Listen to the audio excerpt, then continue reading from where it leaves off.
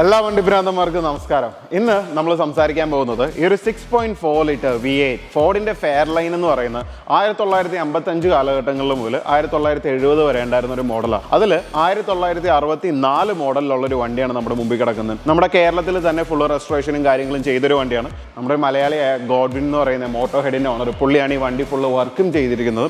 ഒരുപാട് ഡീറ്റെയിൽസ് ഇതിനെപ്പറ്റി സംസാരിക്കാനുണ്ട്. എന്തായാലും നമുക്ക് ഇന്നത്തെ എപ്പിസോഡ് സ്റ്റാർട്ട് ചെയ്തിട്ട് ഡീറ്റെയിൽ ആയിട്ട് പോവാം. ഫോർഡിൻ്റെ ഫെയർലൈൻ 500 6.4 ലിറ്ററിൽ ഇങ്ങനെ ഒരു V8 വണ്ടി, എനിക്ക് തോന്നുന്നു കേരളത്തിന് തന്നെ ഇങ്ങനെ ഒരു വണ്ടി ഉണ്ടെന്ന് അറിയാവുന്ന വളരെ ചുരുക്കം പേരേ ഉള്ളൂ.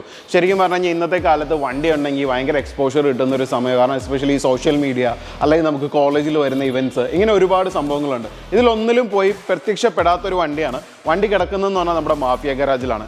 ഗോഡ്വിൻ എന്ന് പറയുന്നത് നമ്മുടെ മോട്ടോ ഹെഡിൻ്റെ ഓണർ, പുള്ളിക്കാരനാണ് ഈ വണ്ടി ഒരു പ്രമുഖൻ്റെ കയ്യിൽ നിന്ന് മേടിച്ച് ഇത് ഈ ഒരു കണ്ടീഷനിലേക്ക് റീബിൽഡ് ചെയ്തത്. നമ്മുടെ ഈ ഫെയർലൈൻ 500-ൽ ഇതിൻ്റെ ഓണർ വെതർ സ്ട്രിപ്പും കാര്യങ്ങളും എല്ലാം ചേഞ്ച് ചെയ്തിട്ടുണ്ട് വണ്ടിയുടെ ഡോർ പാനൽസിലൊക്കെ നോക്കുവാണെങ്കിൽ. പക്ഷേ ഈ കാണുന്ന ഈ ഒരു ക്രോം കളറിലെ ട്രിമ്മ്, നമ്മുടെ ഇതിലെ മിറർ, ഡോർ ഹാൻഡിൽ, ഈ സൈഡിൽ വരുന്ന ക്രോം ഫിനിഷ്, ഇതൊന്നും മാറ്റിയിട്ടില്ല. ഇതെല്ലാം ഒറിജിനൽ. ഈ വണ്ടി 1964 ഇറങ്ങിയപ്പോൾ ഉണ്ടായിരുന്ന സെയിം പാർട്സ്, ഒറിജിനൽ പാർട്സ് തന്നെയാണ് ഇപ്പോഴും ഇരിക്കുന്നത്. ആകപ്പാടെ ചേഞ്ച് ചെയ്തിരിക്കുന്നതെന്ന് പറഞ്ഞാൽ ഇതിൻ്റെ ഒരു കളർ റീപെയിൻറ്റ് ചെയ്യേണ്ടി വന്നു. കാരണം അത്രയും മോശമായിട്ടുള്ളൊരു കണ്ടീഷനിലാണ് ഈ വണ്ടി കിടന്നത്. ഇതിൽ നമ്മൾ നോക്കുവാണെങ്കിൽ നമുക്ക് മോട്ടോ ഹെഡ് കസ്റ്റംസിൻ്റെ ലോഗോ ഈ സൈഡിൽ കാണാൻ പറ്റും. അതുപോലെ തന്നെ നമ്മൾ ബാക്കിലേക്ക് വരുവാണെങ്കിൽ, കാരണം ഇതിൻ്റെ ബോഡി ലൈനും കാര്യങ്ങളൊക്കെ നമ്മൾ നോക്കുമ്പോൾ എക്സ്ട്രാ ഇതിൽ മോഡിഫിക്കേഷൻസോ കാര്യങ്ങളോ ഒന്നും കൊടുത്തിട്ടില്ല. ഒരു 1964 വണ്ടി എങ്ങനെയാണ് ഒറിജിനൽ ഷോറൂം കണ്ടീഷനിൽ വന്നത്, അതുപോലെ തന്നെയാണ് ഇന്നും ഇരിക്കുന്നത്. ഏറ്റവും വലിയൊരു പ്രത്യേകത, ഗോഡ്വിൻ ഈ വണ്ടി വാങ്ങാനുള്ളൊരു കാര്യം തന്നെ, ഈ വണ്ടി 0 ആക്സിഡൻ്റ് ആണ്. ഇതിൻ്റെ ബോഡിയിൽ ബെൻഡോ കാര്യങ്ങളോ ഡെൻസോ ഒന്നും ഉണ്ടായിട്ടില്ല.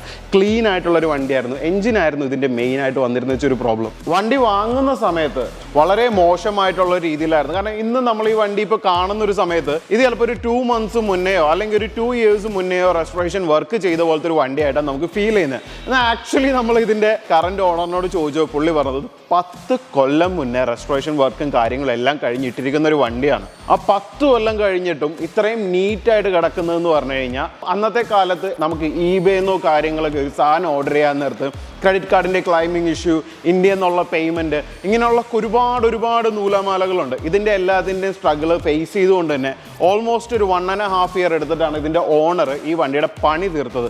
അതും പുള്ളി ആരെ കൊണ്ടും തൊടിയിപ്പിക്കാതെ പുള്ളി തന്നെയാണ്, ഇൻക്ലൂഡിങ് എൻജിൻ, ബാക്കിയുള്ള എല്ലാ പണികളും. ഇതിൻ്റെ ഉള്ളിലിരിക്കുന്ന ഒരു AC വരെ. AC എന്ന് പറയുമ്പോഴത്തേക്കും ശരിക്കും പറഞ്ഞാൽ വണ്ടിയുടെ ഉള്ളിൽ കയറി തന്നെ സംസാരിക്കണം. നമുക്ക് അതിൻ്റെ പുറമേ ഉള്ള കാര്യങ്ങളെ പറ്റി സംസാരിക്കാം. ഇപ്പം നിങ്ങൾ കേട്ട ഒരു ശബ്ദം, അത് തന്നെയാണ് ഏറ്റവും ഫസ്റ്റ് പറയേണ്ട ഒരു കാര്യം. ഇതിൻ്റെ ഒരു ബിൽഡ് ക്വാളിറ്റി. അതായത് പണ്ടത്തെ കാലത്ത് നമുക്കിവിടെ അനുഭവമുള്ള വണ്ടികളെന്ന് പറഞ്ഞു കഴിഞ്ഞാൽ അംബാസിഡർ അല്ലെങ്കിൽ ഒരു കോണ്ടസ, അല്ലെങ്കിൽ അന്ന് വന്നിരുന്ന ഫിയറ്റിൻ്റെ വേറെ പല മോഡലുകളും, അതിലൊക്കെയാണ് നമ്മൾ കൂടുതലും ഈ ഒരു ശബ്ദം കേട്ടിട്ടുണ്ടെന്ന് വെച്ചാൽ. അത്രയും ക്വാളിറ്റിയിൽ ഇത്രയും ഹെവി ആയിട്ടുള്ളൊരു വണ്ടി ബിൽഡ് ചെയ്ത് പോകുമ്പോഴത്തേക്കും നമ്മൾ മെയിനായിട്ട് ഫോക്കസ് ചെയ്യേണ്ടതെന്ന് പറഞ്ഞു കഴിഞ്ഞാൽ ഇത്രയും ഹെവി ആയിട്ടുള്ളൊരു വണ്ടിയുടെ സസ്പെൻഷനും കാര്യങ്ങളാണ്. ഇതിന് സസ്പെൻഷൻ പുള്ളിക്കാരൻ ചെയ്ത് വെച്ചിരിക്കുന്ന ഒരു ഡ്യുവൽ സെറ്റപ്പിലാണ്. അതായത് ഇങ്ങനെയുള്ളൊരു വണ്ടികളിൽ തന്നെ മെയിനായിട്ടിരുന്നൊരു ശാപം എന്ന് പറഞ്ഞു കഴിഞ്ഞാൽ, നമ്മൾ ഓൾമോസ്റ്റ് 80 km സ്പീഡിൽ പോയിട്ട് ബ്രേക്ക് ചെയ്യുമ്പോഴത്തേക്കും വണ്ടി ലെഫ്റ്റ് സൈഡിലേക്ക് റൈറ്റ് സൈഡിലേക്ക് പോകാനുള്ളൊരു ടെൻഡൻസി. ആ ലെഫ്റ്റ് റൈറ്റ് എന്ന് പറയുമ്പോഴാണ് ശരിക്കും വേറൊരു കാര്യം കൂടി മെൻഷൻ ചെയ്യേണ്ടത്. നമ്മൾ പൊതുവെ കണ്ടുവരുന്ന വണ്ടികളെല്ലാം നമ്മുടെ നാട്ടിൽ റൈറ്റ് ഹാൻഡ് സൈഡിലാണ് ഇരിക്കുന്നത്. ഇതിലെന്ന് പറയുമ്പോഴത്തേക്കും ലെഫ്റ്റ് സൈഡിൽ ഇരുന്നിട്ടാണ് വണ്ടി ഓടിക്കുന്നത്. അപ്പോൾ ലെഫ്റ്റ് സൈഡിൽ ഇരുന്ന് ഓടിക്കുമ്പോഴത്തേക്കും ഉള്ള ഡിഫിക്കൽട്ടി, നമുക്ക് ഇതിൻ്റെ പുറത്തേക്കുള്ളൊരു വ്യൂവും കാര്യങ്ങളുള്ളൊരു പ്രശ്നം, അതുപോലെ തന്നെ ഇതിൻ്റെ ബ്രേക്കിംഗ് പോയിന്റ്. അപ്പോൾ അതിന് വേണ്ടിയിട്ട് പുള്ളിക്കാരൻ ഇതിൻ്റെ സസ്പെൻഷൻ സിസ്റ്റം 2 എണ്ണത്തിലും എക്സ്ട്രാ 2 ചെറിയ ജൂനിയർ കോയിൽസ് കയറ്റിയിട്ട് ഇതിൻ്റെ മേളിൽ നിന്ന് അഡ്ജസ്റ്റ് ചെയ്തിട്ടുണ്ട്. 1964 മോഡൽ ഫോർഡിൻ്റെ ഈ ഫെയർലൈൻ 500 എന്ന് പറഞ്ഞ വണ്ടി, ഇത് നമ്മൾ ഇപ്പോഴും നോക്കുമ്പോൾ ഇതിൻ്റെ ഈ സൈഡിലുള്ള ട്രിമ്മുകൾ കാര്യങ്ങളെല്ലാം ഒറിജിനൽ കണ്ടീഷനിലിരിക്കുന്നത്. ഇത് ഇതുവരെ പുള്ളി റീപ്ലേസോ കാര്യങ്ങളോ ഒന്നും ചെയ്തിട്ടില്ല. പുതിയ പാർട്സ് ഒന്നും US നിന്ന് കൊണ്ടുവന്ന് കയറ്റിയിട്ടില്ല. മാക്സിമം ഒറിജിനൽ പാർട്സ് ഇൻക്ലൂഡിങ് ഈ ഫ്രണ്ടിൽ വരുന്ന ഈ ഒരു ഡിസൈൻ ഉൾപ്പെടെ. ഇത് അന്നത്തെ കാലത്ത് എന്താ പറയുക, ഒരു എയറോഡൈനാമിക് ഇതൊക്കെ വേണമെങ്കിൽ പറയണമെങ്കിൽ ഏറ്റവും വേഴ്സ് എയറോഡൈനാമിക് ഉണ്ടായിരുന്ന വണ്ടികളാണ് അന്നത്തെ കാലത്തെ ഫോർഡിൻ്റെയും മസിൽ കാർസും അതുപോലെ തന്നെ ഈ ഒരു മിഡ് സൈസ് കാറും. ഈ മിഡ് സൈസ് കാർ എന്ന് പറയുമ്പോൾ നമ്മൾ ഇതിൻ്റെ സസ്പെൻഷനെ പറ്റി സംസാരിച്ചു. ഇതിൻ്റെ റിംസിനെ പറ്റി നോക്കുകയാണെങ്കിൽ ഇതിലിപ്പോൾ കിടക്കുന്ന ടയർ ഒരു 195/65 15 ഇഞ്ച് റിമ്മിലാണ് കിടക്കുന്നത്.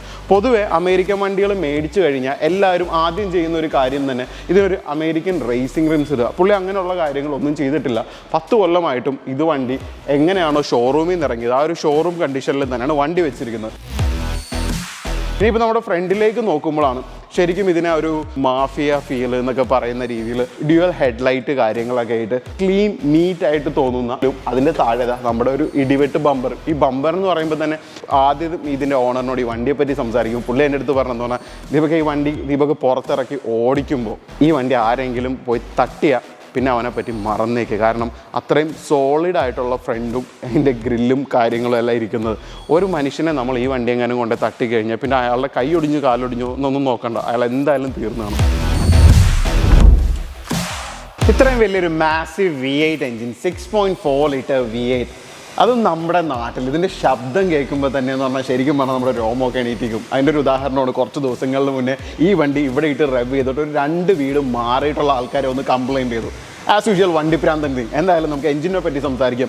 അന്നത്തെ ഒരു കാലത്ത് പുള്ളിയുടെ കയ്യിൽ ഈ വണ്ടി കിട്ടുമ്പോഴത്തേക്കും 10 കൊല്ലം മുന്നേ ഈ വണ്ടിയുടെ ഒരു എഞ്ചിൻ കണ്ടീഷൻ എന്ന് പറഞ്ഞാൽ വളരെ മോശമായിരുന്നു. അതിനുശേഷം കംപ്ലീറ്റ് ആയിട്ടുള്ള ഫുൾ എഞ്ചിൻ തന്നെ പുള്ളി US നിന്ന് കൊണ്ടുവന്നു.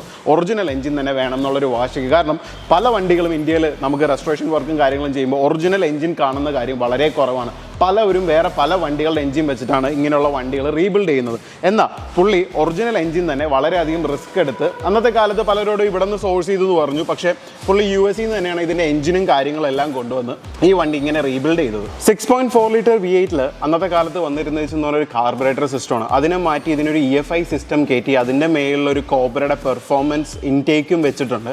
ഈ വർക്കുകളെല്ലാം പുള്ളിക്കാരൻ അന്നത്തെ പുള്ളിയുടെ ഒരു നോളജ് വെച്ച് മാക്സിമം പാർട്സ് ഇതുപോലെ US നിന്ന് കൊണ്ടുവന്നിട്ട് പുള്ളിയായിട്ട് ചെയ്താൽ ശരിക്കും പറഞ്ഞു കഴിഞ്ഞാൽ ഒരു 1 മാൻ ജോബാണ്. ഇതിലെ എഞ്ചിനും കാര്യങ്ങളും എല്ലാം എടുത്ത് വെക്കാൻ വേണ്ടി ഒരാളുടെയും കൂടി കൈസഹായം അല്ലാതെ ഇതിൻ്റെ ഉള്ളിലെ മെക്കാനിക്കൽ ജോബിലോ ഇലക്ട്രിക് വർക്കോ ഒന്നിനും പുള്ളി ആരെയും കൂട്ടിയിട്ടില്ല. ഫോർഡിൻ്റെ പെർഫോമൻസ് പാർട്സിൻ്റെ ഏറ്റവും വലിയൊരു പ്രത്യേകത അത് ഒന്നല്ലെങ്കിൽ ബ്ലൂ കളറിൽ അല്ലെങ്കിൽ അതിൻ്റെ ഹൈ എൻഡ് പെർഫോമൻസ് എല്ലാം റെഡ് കളറിൽ വരും. ഇതിൻ്റെ എഞ്ചിൻ ബേലെല്ലാം നമ്മൾ വന്ന് നോക്കുമ്പോൾ കാണാം എത്ര സ്മാർട്ടായിട്ടാണ് ഇതിൻ്റെ ഉള്ളിലുള്ള ഓരോ ഹോസും അതുപോലെ തന്നെ കേബിളും കാര്യങ്ങളെല്ലാം അഡ്ജസ്റ്റ് ചെയ്ത് വെച്ചിരിക്കുന്നതെന്ന്. ഇത്രയും വലിയൊരു എഞ്ചിൻ ഇത് പ്രൊഡ്യൂസ് ചെയ്യുന്ന പവർ എന്ന് പറയുമ്പോൾ തന്നെ ഏറ്റവും വലിയൊരു കാര്യം നമ്മൾ ശ്രദ്ധിക്കേണ്ടത് ഇത്രയും വലിയൊരു എഞ്ചിൻ പ്രൊഡ്യൂസ് ചെയ്യുന്ന ഒരു ഹീറ്റ് അതിനെ കൺട്രോൾ ചെയ്യാൻ വേണ്ടിയിട്ട് ഫ്രണ്ടിൽ ഒരു അലൂമിനിയം റേഡിയേറ്ററും അതിൻ്റെ ബാക്കിൽ ഒരു സിംഗിൾ മോട്ടോർ ഫാനും വെച്ചിട്ടുണ്ട്. എഞ്ചിനിൽ പ്രൊഡ്യൂസ് ചെയ്യുന്ന ഹീറ്റിനെ പറ്റിയും അതിൻ്റെ കൂളിംഗ് സിസ്റ്റത്തിനെ പറ്റിയും പറയുമ്പോഴാണ് നമ്മുടെ AC-നെ പറ്റി പറയേണ്ടത്. കാരണം അന്നത്തെ കാലത്ത് ഈ വണ്ടിയിൽ ഇതിൽ AC കാര്യങ്ങളൊന്നും ഉണ്ടായിരുന്നില്ല. ഇതിൽ AC ഫിറ്റ് ചെയ്തിട്ടുണ്ട്. അതുപോലെ തന്നെ നമ്മൾ നോക്കുമ്പോൾ ഒരു പുതിയ ഓൾട്ടർനേറ്റർ അതിൻ്റെ സെറ്റപ്പ് അതിനെ അഡ്ജസ്റ്റ് ചെയ്യാൻ പറ്റിയ രീതിയിലുള്ള ഒരു അഡ്ജസ്റ്റർ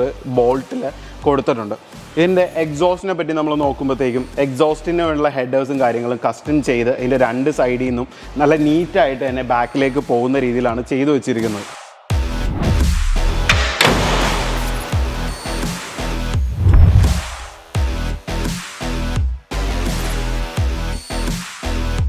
നമ്മൾ വണ്ടിയുടെ ഉള്ളിൽ ഇരിക്കുമ്പോൾ തന്നെ ആദ്യം ശ്രദ്ധിക്കുന്നതെന്ന് പറഞ്ഞാൽ ഈ ഒരു AC-യുടെ വെൻസാണ്. ഇതിൽ അങ്ങനെ ഒരു സെറ്റപ്പ് വരാത്തതുകൊണ്ട് സെപ്പറേറ്റ് ഒരു പാനൽ ഉണ്ടാക്കി 4 എണ്ണം കൊടുത്തിട്ടുണ്ട്. ബാക്കിലേക്കും തെറ്റില്ലാത്ത രീതിയിൽ എത്തും. ഞാൻ ഓടിക്കുമ്പോഴത്തേക്കും അതിനെപ്പറ്റി കൂടുതൽ സംസാരിക്കാം. നമ്മൾ ഇതിൻ്റെ ക്ലസ്റ്റർ നോക്കുവാണെങ്കിൽ നമുക്കൊരു ഫ്യൂൽ ഗേജ് ഉണ്ട്. അതുപോലെ തന്നെ സ്പീഡോമീറ്റർ 120 മൈൽസ് കൊടുത്തിട്ടുണ്ട്.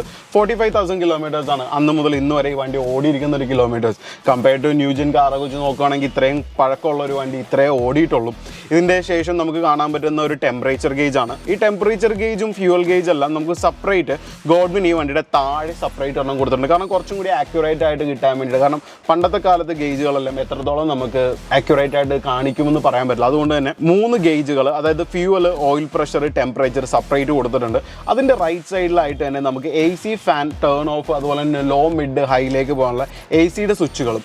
ഈ വണ്ടിയുടെ ഒരു ഡ്രാഗ് കാര്യങ്ങൾക്കൊക്കെ കൊണ്ടുപോകണം എന്നുണ്ടെങ്കിൽ എത്രത്തോളം എഞ്ചിനിലേക്ക് പവർ കിട്ടും, എത്രത്തോളം ഇതിൻ്റെ ഇലക്ട്രോണിക് സൈഡിൽ നിന്ന് എഞ്ചിനിൽ ലോഡ് കുറച്ച് മാക്സിമം എഞ്ചിനിൽ ലോഡ് കുറച്ചിട്ട് പവർ കൂട്ടാൻ വേണ്ടിയിട്ട് പുള്ളി 2 സ്വിച്ചുകളാണ് വെച്ചിരിക്കുന്നത്. വണ്ടി സ്റ്റാർട്ട് ചെയ്യാൻ നേരം നമുക്കൊരു ഗ്രീൻ കളറിലും റെഡ് കളറിലും ഈ 2 സ്വിച്ചുകളുണ്ട്. ഇതിൽ നമ്മൾ റെഡ് മാത്രം ഇട്ട് നമുക്ക് ജസ്റ്റ് എഞ്ചിൻ സ്റ്റാർട്ട് ചെയ്യാം. ബാക്കിയുള്ള ഈ വണ്ടിയുടെ ലൈറ്റ്സും കാര്യങ്ങളും എല്ലാം ഓൺ ആക്കിയിട്ട് പോകണമെന്നുണ്ടെങ്കിൽ ഈ ഗ്രീൻ നമ്മൾ ഓഫ് ചെയ്ത് കഴിഞ്ഞാൽ ബാക്കിയുള്ളതിൻ്റെ ഇലക്ട്രോണിക്സ് കാര്യങ്ങൾ ബാറ്ററിയിൽ നിന്ന് എടുക്കുന്ന അല്ല എഞ്ചിനിൽ നിന്ന് എടുക്കുന്ന ലോഡെല്ലാം കുറഞ്ഞ് നമുക്ക് എഞ്ചിൻ കുറച്ചും കൂടി സ്മൂത്ത് ആയിട്ടുള്ള രീതിയിലാണ് പുള്ളി 2 സ്വിച്ചുകൾ വെച്ചിരിക്കുന്നത്.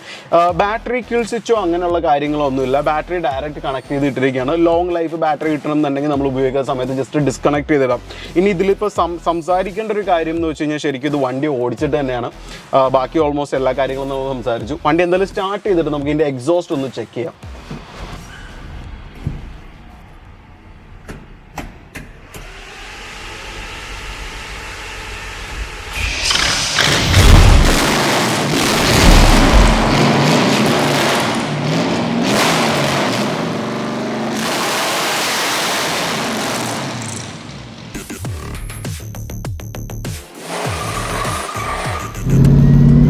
അങ്ങനെ ഒരു 1964 മോഡൽ വണ്ടിയായിട്ട് പോവാം. കാലങ്ങൾ പഴക്കമുള്ള വണ്ടികൾക്ക് എന്നും അതിൻ്റേതായ ഒരു പ്രത്യേക ക്യാരക്ടർ, അല്ലെങ്കിൽ നമ്മളൊക്കെ പറയുന്ന പോലെ വണ്ടിപ്രാന്തൻ്റെ ഭാഷയിൽ പറഞ്ഞാൽ ഒരു ജീവനുള്ള വസ്തുവാണ് നമുക്ക് കാറുകൾ. ബോംബെ ഓടിച്ചപ്പോൾ എനിക്ക് ഇതിലും അപ്പുറമായിരുന്നു. ശരിക്കും എനിക്കെന്തോ പുനർകാല ജന്മം എന്നൊക്കെയല്ലേ മലയാളത്തിൽ പറയാം, അങ്ങനെ എന്തോ ബന്ധമുള്ളൊരു സംഭവമായിട്ട് ഇത് കൂടെ നടന്ന പോലത്തെ ഒരു ഫീലായിരുന്നു. ഇതിനും എനിക്ക് ഓടിക്കുമ്പോൾ കിട്ടുന്നതെന്ന് പറഞ്ഞു കഴിഞ്ഞാൽ പണ്ട് ഏതോ പരിചയപ്പെട്ട ഒരു ചെകുത്താൻ കുഞ്ഞിൻ്റെ കൂടെ പോകുന്ന പോലെ. കാരണം നമ്മളെ നേരെ ചൊവ്വേ വണ്ടി ഓടിപ്പിക്കാൻ വേണ്ടി സമ്മതിക്കില്ല, നാട്ടുകാരെ പേടിപ്പിക്കാൻ വേണ്ടിയിട്ടുള്ളൊരു മൈൻഡ് സെറ്റ് നമുക്ക് തരും. നാട്ടുകാർ പേടിക്കുകയും ചെയ്യും. ഇപ്പം തന്നെ അടുത്തുകൂടി പോയിട്ട് എക്സോസിൻ്റെ ശബ്ദമൊക്കെ ഉണ്ടാക്കുമ്പോൾ 2-3 ചേച്ചിമാർ സ്കൂട്ടറിൽ പോകുമ്പോൾ പേടിച്ചിട്ടാണ് ഇങ്ങോട്ട് നോക്കുന്നത്. കാരണം ആൾക്കാർ പുറത്ത് നോക്കുമ്പോഴത്തേക്കും ഇതൊരു 4 ഡോർ പഴയൊരു വണ്ടി. ചിലപ്പോൾ ആൾക്കാർ തമാശക്ക് വന്നിട്ട് ചോദിക്കും ഇതുപോലെ കോണ്ടസ മോഡിഫൈ ചെയ്താണോ എന്ന്. പക്ഷേ ഡ്രൈവ് ചെയ്യുമ്പോൾ വരുന്ന ആ V8 എഞ്ചിൻ്റെ ശബ്ദം അത് കേൾക്കുമ്പോൾ ആൾക്കാർക്ക് ശരിക്കും മനസ്സിലാവുക വേറെ എന്തോ ഒരു ചിഹ്നമാണ്.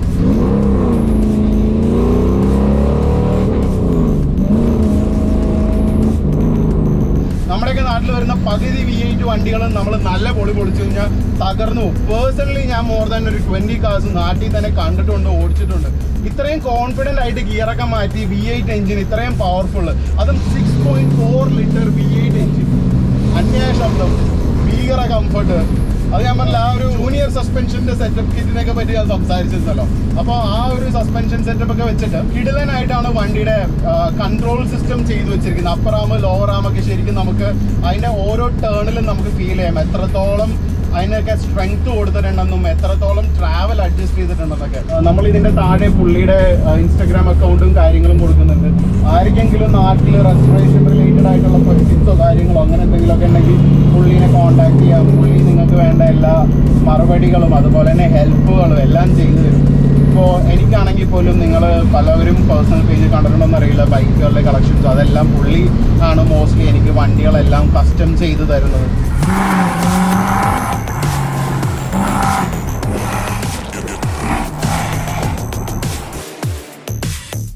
നമ്മുടെ ഈ 1964 മോഡൽ ഫെയർലൈൻ ഇതുപോലെ തന്നെയായിരുന്നു നമ്മുടെ കോമ്പിയും. ഇങ്ങനെ അറിയപ്പെടാത്ത കുറേ വണ്ടികൾ നമ്മുടെ കേരളത്തിലുണ്ട്.